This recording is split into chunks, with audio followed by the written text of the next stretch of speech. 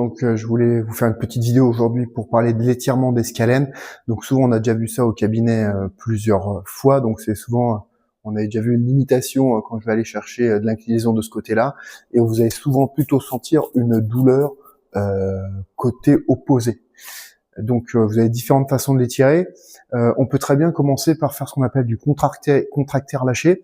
Donc je vais bien mettre ma main ici, donc là j'étire ce côté-là, et je vais essayer de baisser un peu mon épaule comme ceci.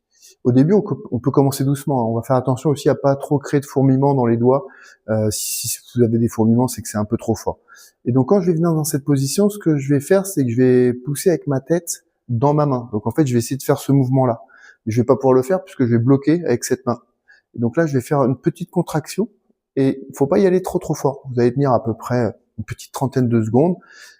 Au bout de 30 secondes, vous allez tout relâcher. Vous voyez, là, j'ai vraiment relâché, je tire plus.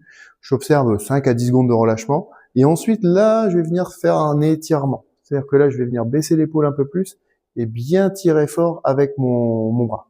Tirer fort toujours, tout ça, c'est relatif. Une fois que j'ai atteint une deuxième barrière, et je vais pouvoir refaire exactement le même procédé, c'est-à-dire que je vais repousser avec ma tête dans la main. Là, je le fais un peu fort pour que vous le voyez, mais ça peut être vraiment très léger.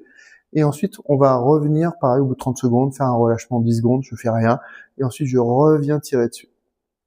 On peut le reproduire entre 2 à 3 fois. Généralement, au bout d'un moment, il n'y a plus trop d'effet. Donc ça, déjà, ça va vous permettre, en fait, de relâcher un petit peu le muscle, tout simplement, qui est souvent beaucoup trop contracté. N'oubliez pas que vous avez quand même 3 positions pour les scalènes. Vous pouvez le sentir vous-même, hein. Là, je suis vraiment dans l'axe. Je peux venir un petit peu en avant. Et je peux aussi venir un petit peu en arrière en baissant l'épaule. Et donc là, je vais le sentir. Là, je le sens bien. Il est juste là.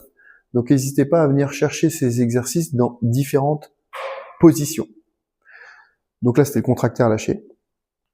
On peut aussi vous amuser, si vous voulez, à faire des exercices un petit peu plus, une fois que ça va mieux, qu'au bout de quelques jours, c'est un peu plus détendu, en actif. C'est-à-dire que je vais venir tirer et baisser l'épaule en même temps. Je reviens et je baisse l'épaule en même temps. Je peux m'amuser, encore une fois, à faire différentes positions. Allez, je me suis un peu fait avoir. J'envoie ma tête en arrière et je baisse l'épaule. Et là, généralement, on vise quand même pas mal de répétitions dans la journée. On peut faire facilement 20-30 répétitions d'un coup. Je vais un peu plus en avant, je vais baisser. Un peu moins intéressant en avant. Parce que là, il est plutôt sur la deuxième côte, cet exercice-là. Donc, plutôt aller dans ce côté-là. Et en arrière. Celui-là, on le sent souvent. Enfin, moi, perso, je le sens très bien en arrière. À faire attention, fourmis, tous ces petits signes un petit peu, c'est que vous allez un peu trop fort, donc faut